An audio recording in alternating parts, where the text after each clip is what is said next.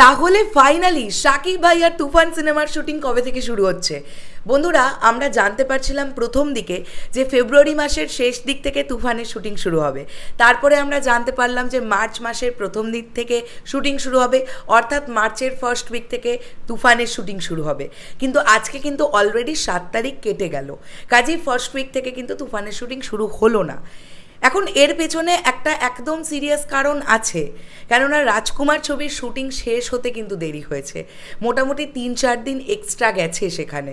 যেহেতু আমেরিকার পরিবেশ প্রচণ্ড একটা কীভাবে বলবো অত্যন্ত ঠান্ডা, এবং ওই ঠান্ডার মধ্যে যেভাবে টিম কাজ করে এসছে সেটার জন্য সত্যিই রাজকুমার টিমকে স্যালিউট জানাতে হয়। শাকিব ভাইয়া যেভাবে শট দিয়ে এসছেন, তিনি যেভাবে শ্যুট করেছেন, একটা করে 5-7 মিনিটের সিন করেছেন আর 15 মিনিট করে করে এসে হিটারে হিট নিয়ে গেছেন। কেননা ওখানে কিছু করার নেই, -3 ডিগ্রি, -4 ডিগ্রি, -5 ডিগ্রি এইরকম আবহাওয়া, এইরকম ওয়েদার আমেরিকাতে। তো এরকম বৈরী আবহাওয়ার মধ্যেও কিন্তু তারা শ্যুট করে এসেছেন। তো যখন আর এর থেকেও বেশি ঠান্ডা পড়ে গেলে কিভাবে হবে সেই শুটিং, তাই না? তাই এরকমভাবে 3 থেকে 4টে দিন রাজকুমারের জন্য এক্সট্রা লেগেছে, যে কারণের জন্যে তুফানেরও কিন্তু শুটিং শুরু হতে দেরি হচ্ছে, আমরা এটা বুঝতে পারছি। তো এখন কিন্তু একটা খবর নতুন করে আসছে যে তুফানের শুটিং কবে থেকে শুরু হবে, যেটা জানতে পারা যাচ্ছে আগামী 13ই মার্চ থেকে তুফান ছবির শুটিং শুরু হবে হায়দ্রাবাদ রামোজি ফিল্ম সিটি থেকে, এবং আগামী 16ই মার্চ শাকিব ভাইয়া যোগদান করবেন তুফান ছবির সেটে, এমনটাই কিন্তু জানতে পারা যাচ্ছে।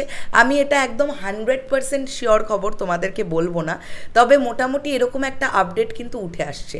হতে পারে সেটা 13 না হয়ে 15 হলো, 15 না হয়ে 16 হলো, কিন্তু মোট কথা যেটা ধারণা করা যাচ্ছে 20 তারিখের মধ্যে, মার্চের 20 তারিখের মধ্যে কিন্তু তুফানের শুটিং শুরু হয়ে যাবে, এবং তার আগে কিন্তু কনফার্মলি নায়িকার ঘোষণা চলে আসবে। নায়িকা কারা থাকছেন সেটা একটা অনুষ্ঠান করেই কিন্তু ঘোষণা আসবে।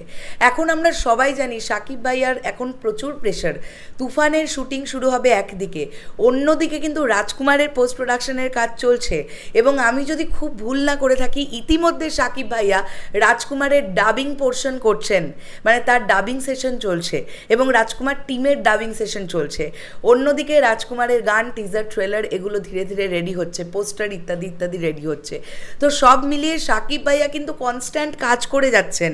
উনি এই 2024-এ যতগুলো প্রজেক্ট হাতে নিয়েছেন, প্রত্যেকটা প্রজেক্ট নিয়ে উনি আশাবাদী বলেই এবং ওনার গল্প পছন্দ হয়েছে বলেই কিন্তু উনি কাজগুলো করছেন।